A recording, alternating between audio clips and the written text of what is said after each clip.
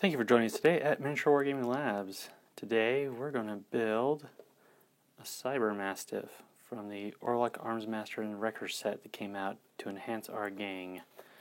So that's going to be this one right here. So we're going to lay out our instructions. We're going to do Cyber Mastiff number 1. And I've saved this one for last on this sprue. I've built some of the other guys here. And so I'm going to take my extra sharp clippers here, and I'm going to start clipping off pieces. I'm going to put the flat edge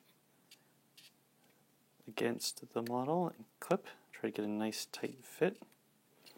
And this one probably got the most extraneous pieces of any of them. So we're going to take piece 51 and we're going to lay it out there. So what we're going to do is just keep going around the model, around the sprue, and start clipping off all the pieces and laying them out like that. Alright, so we have all our pieces clipped out, and now what I'm going to do is I'm actually going to start taking my X-Acto blade and those sprue gates that I clipped. Didn't get them perfectly flush. I'm just going to go around, make sure the sprue gates are off the frame. Necromunda models have a very fine tolerance in their engineering, so they don't like objects getting in their way when you're trying to fit them together.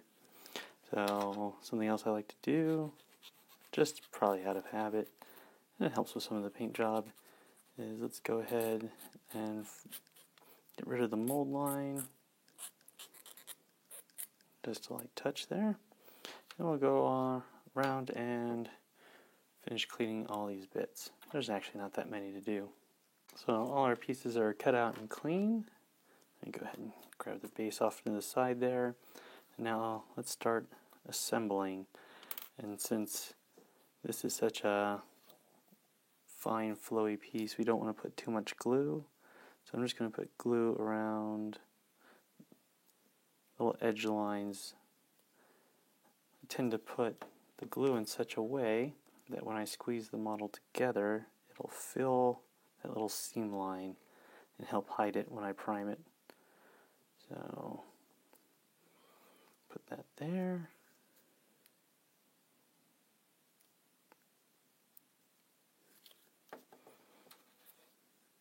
I should really be dry fitting this, but I am not.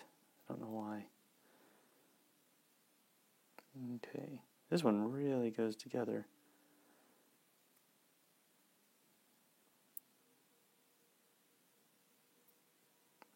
Looks like I could actually play around with the rear leg there. That'd be cool. And get them leaping. Something to explore in the future. Now, as we move our hand around the object, be careful and not to bump the other pieces. I had a hard time with that with one of the other wreckers in here. I kept bumping the other pieces I just glued. Because plastic glue is great when you're fitting because you still get a little bit of play in the model if you make a mistake. But it also means that if you're trying to work ahead, you can jam it up. Alright.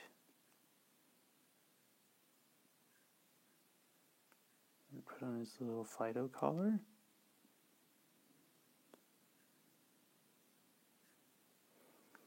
And last bit for the head. Okay, there's little prongs in his head to tie into the collar. That's cool.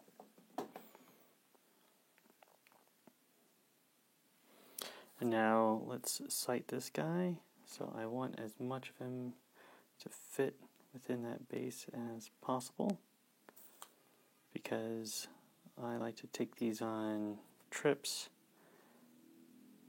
So I've got to pack as many in as possible, and they've got to survive going on the airplane. Okay, so it's going to be right around there. You can't have them taking up too much space.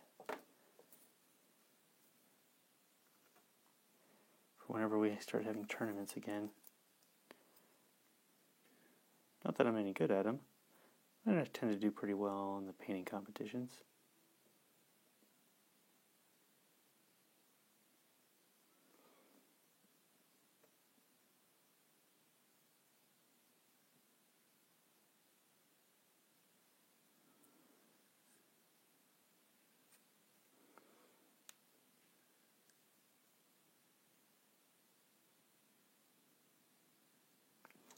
There we go.